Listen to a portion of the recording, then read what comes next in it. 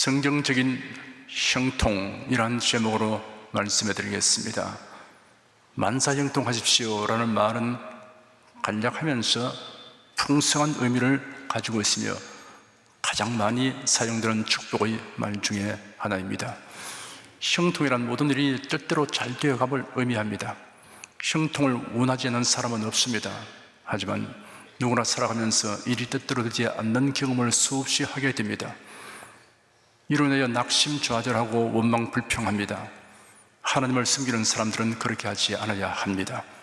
이를 위하여 성도는 성경적 형통에 대하여 바른 이해와 믿음을 가져야 합니다. 이스라엘 백성들은 애굽에서 해방되어 가나안으로 가는 과정에서 그들이 예상하고 바라던 것과는 다른 현실에 직면하게 되자 수없이 원망하고 불평하였습니다. 좌절하고 낙담하여 심지어 애굽으로 돌아가려고 하였습니다. 성경에는 아브라함, 이삭, 야곱, 요셉 그 외에도 수많은 사람들이 자신이 예상하고 바라던 일이 뜻대로 되지 아니하는 경우에 나타냈던 반응에 대하여도 기록되어 있습니다. 이런 기록들을 자세히 살펴보면 거기서 우리는 성경이 말하는 형통의 참뜻이 무엇인가를 알 수 있습니다.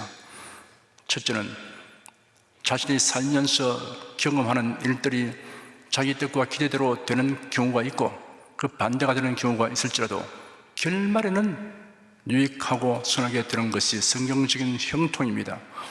하나님을 섬기는 사람에게는 모든 일이 언제나 순풍의 돛담배처럼 순조롭게 진행되고 승승장구한다라고 보증하는 말씀은 성경 어디에도 없습니다. 우리가 하는 일이 기대하고 원하는 대로 되지 않는 경우들이 생기는 이유는 한두 가지가 아닙니다.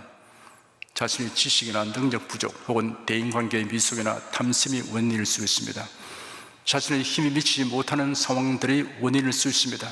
하나님께서 우리를 훈련시키고 연단시키려고 하는 것이 원인일 수 있습니다. 그뿐 아니라 이 세상은 거짓의 아비인 마귀가 그리스도인들을 공격 목표로 삼고 있기 때문에 이것이 원인일 수 있습니다. 이스라엘 민족의 족장들 중에서 아브라함과 요셉의 예를 들어보겠습니다. 창세기는 모두 50장의 분량으로 되어 있습니다. 그 중에 등장하는 인물 가운데 아브라함이 가장 많은 페이지를 차지하고 있습니다. 그리고 요셉입니다. 무려 12장이 요셉의 생애에 대한 기록으로 채워졌습니다. 아브라함의 생애에 대한 기록과 맞먹는 분량입니다. 이 두 족장에 관련된 사건 이야기를 익히 아는 여러분에게는 그 전말을 듣는 것이 지루할 수도 있겠으나 성경에 기록된 이야기는 유심히 듣는 사람에게는 사건 기록의 행간에 있는 은혜롭고 새로운 메시지가 무궁무진하다는 것을 알게 됩니다. 먼저 아브라함의 생애 기록을 살펴보겠습니다. 아브라함은 하나님의 명령대로 순종하여 정든 고향과 친척을 떠나 낯선 땅 가나안으로 이주하였습니다. 그런데 그가 기대한 것과는 달리 가나안에 들어간 지 얼마 못 되어 기근을 만났습니다. 낯선 땅에서 기근을 만났으니 어찌해야 할지 많은 고민을 했을 것입니다. 그는 부득이 애굽으로 내려갔습니다. 그런데 다른 고민거리가 생겼습니다. 아내 사라의 미모로 인하여 애굽 사람들이 자신을 죽이고 아내를 빼앗아 갈 것 같던 두려움이 아브라함의 마음을 엄습하였습니다. 이런 믿음에서 나온 것이 아닌 졸렬한 생각이었지만 그는 이 생각을 다스리지 못했습니다. 그리하여 사라에게 요구하기를 애굽 사람들이 물으면 아브라함의 누이 동생이라고 말해달라고 하였습니다. 그런데 그가 세운 방책이 아내를 애굽의 궁중으로 불려가게 하는 악수가 되었습니다. 하나님께서 그 사건에 신속히 관여하지 아니했으면 아내를 바로에게 아주 빼앗기고 말았을 것입니다. 아브라함은 애굽에서 다시 가나안 땅으로 돌아왔습니다. 그는 목축을 주업으로 삼았습니다. 짐승떼를 먹일 풀과 물을 안정되게 공급할 수 있어야 합니다. 그러니까 하란에서 데리고 온 조카 롯도 마찬가지로 목축을 하였습니다. 둘 다 짐승떼와 노비가 많게 되니 풀과 물로 인하여 목자들 사이에 분쟁이 발생하였습니다. 그가 하란에서 조카 롯을 데리고 온 것은 적적함을 면하는 데는 도움이 되었지만 이런 분쟁으로 인하여 속을 썩이게 되었습니다. 아브라함은 중대한 결단을 내렸습니다. 자신과 롯이 서로 멀리 떨어져서 살해하겠다고 판단하게 되었습니다. 롯에게 거주지를 먼저 선택하라고 했습니다. 롯은 요단더를 택했습니다. 요단강이 흘러가는 곳이므로 풀과 물이 넉넉하였습니다. 아브라함은 고온지대인 헤브론을 택하였습니다. 자연 조건은 요단들보다 못하지만 신앙생활에는 세속적 영향을 덜 받는 곳이었습니다. 아브라함은 조카 롯의 가족과 헤어져 살게 되었습니다. 이는 그가 바라던 것이 아니었습니다. 조카 롯이 택한 곳은 소돔과 고모라 성이 가까이 있었기 때문에 신앙적으로 볼 때 우려할 만한 곳이었습니다. 그 우려가 사실화되었습니다. 롯이 소돔 성에 들어가서 살았습니다. 가나안 남북 전쟁이 발생하였습니다. 주전 2082년경에 있었던 가나안 남북 전쟁입니다. 가나안 북방 메소포타미아 지역의 나라들을 다스리는 사개국 왕이 엘람 왕 그돌라오멜의 지휘 아래 연합군을 편성하였습니다.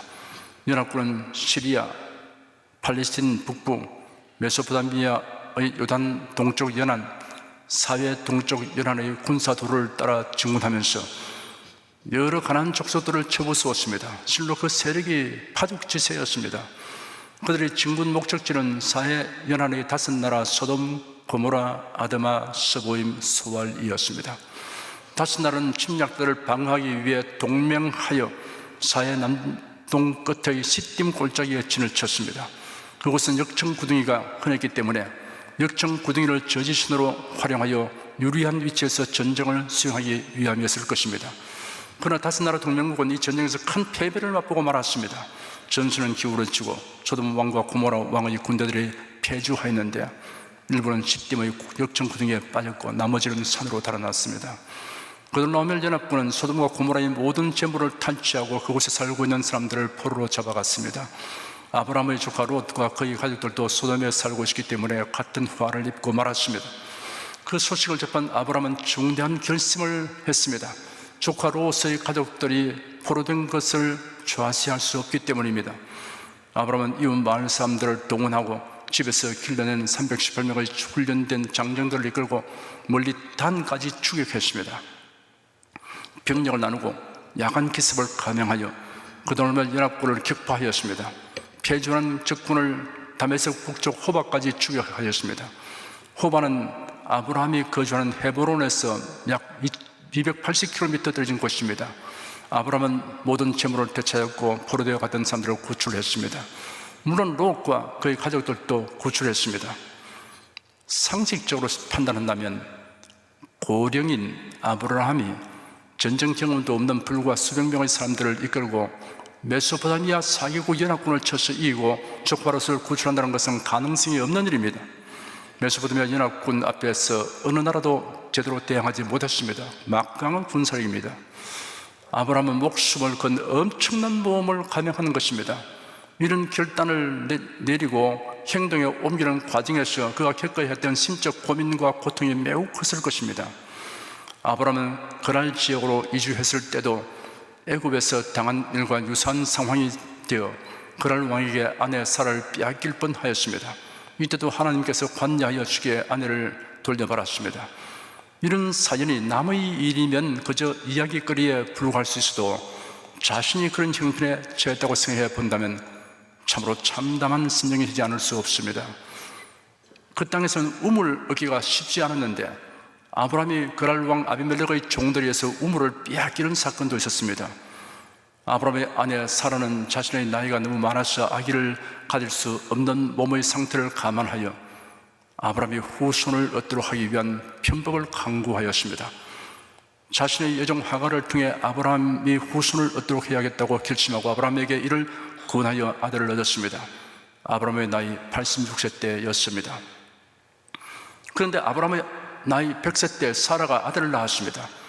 이름을 이삭이라고 지었습니다. 이런 일련의 과정에서 심각한 가정 불화가 있었고 결국은 하갈과 그가 낳은 아들 이스마엘을 내어 보낼 수밖에 없었습니다. 그 와중에서 아브라함은 원치 않는 많은 고초를 겪게 되었습니다. 이삭이 청소년이 되었을 무렵에 하나님께서 아브라함을 부르셨습니다. 그리고는 사랑하는 독자 이삭을 하나님이 지시하는 산에서 번제 제물로 드리라고 명령하셨습니다. 청천벽력이었습니다. 아브라함은 군말 없이 순종하여 이삭을 데리고 산길을 가서 하나님이 지시하신 산으로 올라갔습니다. 그곳에 단을 쌓고 나무단을 버려놓은 다음 이삭을 결박하여 단에 올렸습니다. 그리고 칼을 들었습니다. 그 다음은 여러분이 아시는 대로 하나님께서 예비하신 순양을 이삭 대신 제물로 드렸고 아브라함은 시험에 합격하였으므로 하나님의 칭찬을 듣게 되었습니다. 하지만 여러분, 이삭을 번제로 드리라는 하나님의 명령을 받았을 당시 아브라함의 심정을 깊이 생각해 보십시오.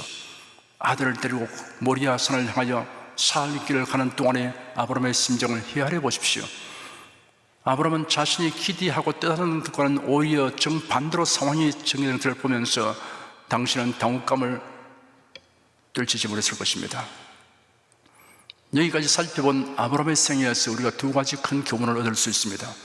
아브라함은 어떤 경우에도 하나님께 원망 불평을 토로하지 않았고 좌절하거나 낙담하지 않았다는 사실입니다. 그리고 아브라함이 무슨 일을 당해도 결말에는 유익하고 선하게 됐다는 사실입니다. 다음은 요셉의 생애 기록을 살펴보겠습니다. 요셉은 야곱의 12아들 중에 11번째 아들입니다. 야곱은 다른 아들들보다 요셉을 특별하게 사랑하였습니다. 당신은 매우 귀한 채색 옷을 야곱이 요셉에게만 입혔습니다.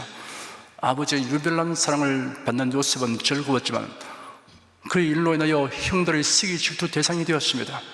독이 요셉이 자신과 형들이 관련된 꿈을 2번이나 꾸었는데 이런 형들 앞에서 그가 높임을 받는 것을 뜻하는 내용이었습니다. 이를 아버지와 형들 앞에서 발설한 까닭에 형들이 요셉을 심히 미워하였습니다. 들에서 양을 치는 형들에게 음식을 전달하고 안부를 확인하고 오라는 아버지의 심부름으로 요셉이 형들에게로 갔습니다. 형들은 그를 찾아오는 요셉을 보고 죽이려고 의논했습니다. 그래야 요셉의 채색 옷을 벗기고 구덩이에 던졌다가 애굽으로 내려간 대상들에게 은 20을 받고 팔아넘겼습니다. 그리고 요셉의 채색 옷에 순점소의 피를 묻혀 아버지에게 갖다 보이고 요셉이 들짐승에게 먹힌 것으로 판단되도록 아버지를 속였습니다. 그 당시 요셉의 나이가 17세였습니다. 애굽으로 간 요셉은 애굽 왕의 경호대장 보디발의 집으로 팔려갔습니다. 왕의 경호대장 보디발은 요셉의 놀랍도록 영특하고 성실한 것을 보고 요셉에게 집안 모든 일을 관리하는 총책임자로 세웠습니다. 그런데 호사다마라는 말이 요셉에게 적중하였습니다. 요셉은 보디발의 아내에게 모함을 받아 경호대장의 집안에 있는 감옥에 갇혔습니다. 왕의 제술이 수감되는 감옥이었습니다. 요셉은 너무나 억울하고 기막힌 일을 당했지만 속수무책이었습니다. 그러나 이런 처지를 잘 감수하였습니다. 요셉이 처신하는 모양을 지켜본 전옥은 요셉의 됨됨이를 알아보았습니다. 전옥은 요셉을 신임하여 감옥원의 제수를 관리하는 일을 맡겼습니다. 어느 날 왕궁에서 요직에 있던 2사람이 감옥에 들어왔습니다. 왕의 식탁에서 술을 따르며 왕의 곁에서 모시는 시종장과 왕의 음식을 준비하고 감독하는 시종장이었습니다. 이들은 왕의 말벗이 되고 국사에 대한 조언도 하는 높은 관리입니다. 아마도 모종의 세력 다툼이나 모함 때문이었거나 아니면 범죄로 인하여 투옥됐을 것입니다. 경호대장 보디발은 요셉에게 이 시종장들을 수종들게 했습니다. 비록 시종장들은 범죄 혐의를 받고 투옥된 자이지만 그들이 대단한 지위에 있었기 때문에 어느 정도의 예우를 한 것 같습니다. 이 2 시종장이 같은 날 밤에 꿈을 꾸었습니다. 2 사람은 근심이 가득하였습니다. 이를 본 요셉이 하나님이 주신 능력으로 2 사람의 꿈을 해몽하여 주었습니다. 요셉이 술 맡은 시종장의 꿈을 해몽하기를 사흘 후에 복직이 될 것이라고 하였습니다. 해몽을 들은 시종장이 아주 기분이 좋았어 기쁨을 감추지 못했을 것입니다. 요셉은 술 맡은 시종장에게 부탁하기를 복직되거든 자신의 억울한 사정을 왕에게 구하여 무죄 석방될 수 있도록 도와달라고 하였습니다. 술 맡은 시종장이 어떤 대답을 했는가는 말하지 않아도 알만합니다. 요셉의 해몽대로 사흘 후에 술 맡은 시종장이 복직되었습니다. 요셉은 자신의 석방 소식을 학수고대하였습니다. 그러나 한 달이 가고 2달이 가도 강간부소식이었습니다. 시종장은 자신이 만일 요셉의 해몽대로 되면 요셉이 석방되도록 돕겠다고 한 약속을 잊어버리고 말았습니다. 그로부터 2년 후 어느 날 애굽 왕이 꿈을 꾸었는데 그 꿈이 무엇을 알리는 것인가를 알기를 원하여 해석할 사람을 찾았으나 없었습니다. 왕이 술 맡은 시종장이 그제서야 요셉이 생각났습니다. 술 맡은 관원장의 말을 들은 왕은 요셉을 왕궁으로 불러서 자신이 꿈꾼 내용을 말하니 요셉이 아주 명쾌하게 해석하였습니다. 왕이 탐복을 하고 요셉을 애굽의 총리로 임명하였습니다. 요셉은 왕의 꿈을 해석한 그 내용에 근거하여 7년의 풍년간에 창고를 늘여 짓고 곡식을 많이 저장하였습니다. 7년이 지나자 혹독한 가뭄이 닥쳐왔습니다. 중근동 지역에 무서운 기온이 발생하였습니다. 그러나 애굽에는 양식이 풍족하여 온 이웃 나라 사람들이 양식을 사려고 애굽으로 왔습니다. 가나안에 거주하는 야곱도 아들들에게 애굽으로 가서 양식을 구입해 오도록 하였습니다. 형들을 본 요셉은 결국 자신이 누구인가를 밝혔습니다. 그리고 그의 아버지 야곱과 그 자신들을 모두 애굽에 초청하고 애굽 왕이 그들을 위해 하산 땅에 거주하게 하였습니다. 세월이 흘러 야곱이 죽었습니다. 아버지의 장례를 마친 형들은 혹시 요셉이 그동안은 형들에게 원수 갚는 일을 아버지를 배려하여 미루고 있었으면 이제 그들을 처벌할 것이라고 판단하였습니다. 그러니 형들이 요셉에게 말을 전하기를 당신의 아버지께서 돌아가시기 전에 명령하시기를 너희는 요셉에게 같이 말하여라. 네 형들이 네게 악을 행하였을지라도 그들이 허물과 죄를 용서하라 하셨습니다. 그러므로 이제 부탁드리오니 우리의 죄를 용서하십시오 하였습니다. 그 말을 들은 요셉이 울었습니다. 분하여 운 것이 아니라 처근하게 이게 운 것입니다. 그 형들이 또 가서 요셉에 엎드려 말하기를 저희는 당신의 종입니다 하였습니다. 요셉이 그들에게 말하기를 두려워하지 마십시오. 제가 하나님을 대신하겠습니까? 형님들은 나를 해하려 하였으나 하나님은 그것으로 선을 이루어 오늘처럼 많은 백성을 살리셨습니다. 이제 형님들은 두려워하지 마십시오. 제가 형님들과 형님들의 어린 것들을 양육하겠습니다 하고 요셉이 그들을 간곡한 말로 위로하였습니다. 요셉은 그가 어렸을 때 꾸었던 두 번의 계시적인 꿈을 통하여 그에게 이루어지게 될 영광스러운 미래에 대한 기대감이 그의 뇌리에 깊이 새겨져 있었습니다. 그런데 그가 당면하는 현실은 너무나도 가혹한 것이었습니다. 기대한 것과는 아주 상반되는 일들만 일어났습니다.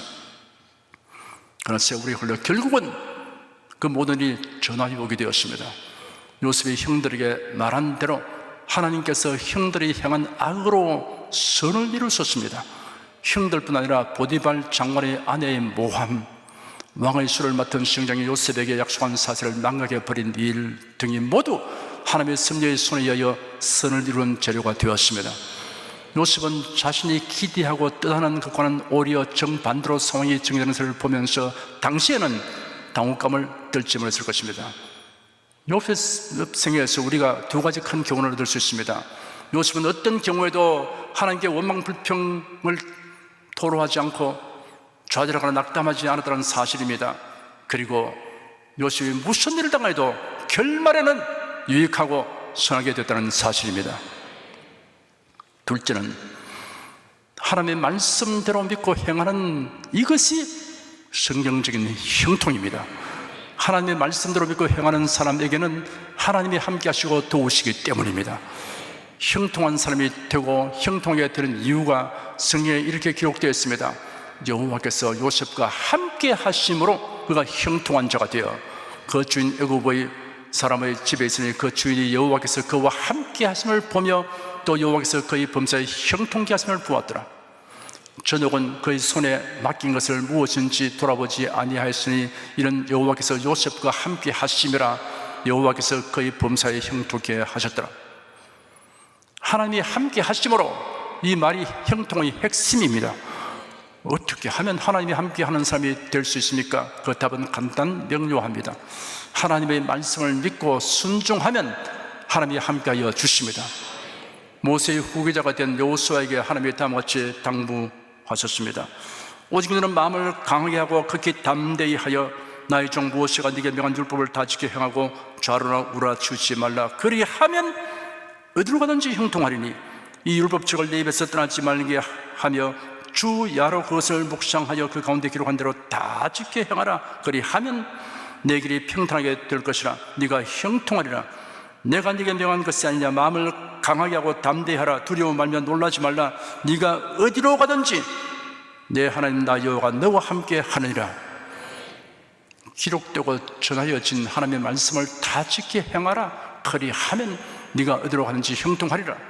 기록된 하나님의 말씀대로 다 지켜 행하라. 그리하면 네가 어디로 가든지 내 하나님 나 여호와가 너와 함께 하리라 하였습니다. 하나님의 말씀을 다 지켜 행하는 것과 하나님이 함께 하시는 것은 분리할 수 없습니다. 하나님의 말씀을 다 지켜 행하고 좌로나 우로나 치우치지 말라고 하였습니다. 좌로나 우로나 치우치지 말라는 말씀을 그릇되게 해석하고 적용하는 사람들이 있습니다. 모든 일에 중립을 지키는 것이라고 그릇되게 해석하는 이들이 있습니다. 상황에 따라 처신하는 태도와 말을 바꾸는 것은 상징적인 태도가 아닙니다. 예수님 친히 말씀하시기를 오직 너희 말은 예는 예하고 아니오는 아니오라고 하라. 이보다 지나치는 것은 악에서 나오는 것이라 하였습니다. 긍정해야 할 것은 긍정해야 하고 부정해야 할 것은 부정해야 합니다. 사랑해야 할 것 대상은 사랑하고 미워해야 할 대상은 미워해야 합니다. 수용해야 할 것은 수용하고 배척해야 할 것은 배척해야 합니다. 좌로나 우로나 치우치지 않는다는 것은 하나님의 말씀을 모든 판단과 결정의 원칙과 기준으로 삼는 것을 의미합니다. 좌로나 우로나 치우치지 말라는 말씀 앞에 나의 종 모세가 네게 명한 법을 다 지켜 행하고 라고 전제되어 있는 말씀을 살펴보면 뜻이 명확합니다. 하나님의 말씀대로만 행하라는 뜻입니다. 성경은 성령의 감동하심을 입은 사람들이 하나님께 받아서 말하고 기록한 것입니다. 성경에는 신앙과 생활에 적용해야 하는 변할 수 없는 원칙과 기준이 게시되고 기록되었습니다. 기독교회가 우려하고 경계하는 풍조가 있습니다. 그것은 성경적인 원칙과 기준이 없는 교회 지도자와 신자가 늘어나고 있다는 사실입니다. 인본주의적인 사상, 종교다원주의, 이단과 사이비, 그리고 세속화의 물결에 휩쓸려 가고 있는 것이 오늘날 기독교회의 현실입니다. 성경적 원칙을 굳게 지키려고 하는 것을 융통성이 없고 고집이 센 성격적 결함이나 미련함으로 여기고 적당히 타협하는 것을 유능하고 지혜롭고 선한 것으로 여기는 경향이 있습니다. 오늘날은 세계화 시대이며 정보화 시대입니다. 광범위한 활동 및 빠른 정보 전달이 용이하게 됨으로써 정치가나 사업가는 여론조사와 시장조사에 더 많은 시간과 노력을 쏟고 있습니다. 대중영합주의는 거부할 수 없는 추세가 되고 있습니다. 오늘날은 포스트 모더니즘이 모든 분야에 파급되어 있습니다. 객관적 기준이나 절대 권위가 배격되고 제멋대로 행하는 것을 미덕으로 여기는 시대가 되었습니다. 무원칙의 주관주의가 유행병처럼 번지고 있습니다. 이런 대중영합주의와 다원주의의 경향이 기독교에도 초수처럼 밀려들고 있습니다. 절대적 진리를 부정하며 사람을 기쁘게 하고 사람의 칭찬을 받으려고 급급합니다. 각 종교의 신개념, 구원개념, 죄개념을 다 수용하고 혼합하는 포용주의, 혼합주의, 종교다원주의자들은 사스러운 이익이나 사람의 칭찬과 호응을 얻기 위해 복음을 혼잡하게 하고 다른 복음을 전하기도 합니다. 선택과 행동의 원칙과 기준을 예사로 바꿉니다. 이중의 말을 합니다. 오늘 본문을 한 번 더 읽어드리겠습니다. 다윗이 죽는 날이 임박하며 그 아들 솔로몬에게 명하여 가로되 내가 이제 세상 또는 세상 모든 사람이 너희 가는 길로 가게 되었노니 너는 힘써 대장부가 되고 네 하나님 여호와의 명을 지켜 그 길로 행하여 그 법률과 계명과 율례와 증거를 모세의 율법에 기록된 대로 지키라. 그리하면 네가 무엇을 하든지 어디로 가든지 형통할지라. 다윗은 아들 솔로몬에게 왕위를 계승한 뒤에도 얼마의 기간 동안 섭정하였습니다. 그동안 다윗은 이스라엘의 방백들을 모아놓고 성전 예배의 새 규례들을 제정하였고 솔로몬의 왕위 계승을 선포하는 성대한 의식을 여는 일을 하였습니다. 이런 그가 세상을 떠날 때가 임박하였습니다. 그때 다윗은 솔로몬에게 개인적인 유언을 하였습니다. 내가 이제 세상 모든 사람이 가는 길로 가게 되었다고 하였습니다. 죽을 날이 가까웠다는 뜻입니다. 너는 힘써 대장부가 되어라 하였습니다. 마음을 강하게 하고 담대히 하라는 격려의 말입니다. 솔로몬은 당시 20세가 채 안 되었습니다. 다윗은 이어서 아주 중요한 당부를 하였습니다.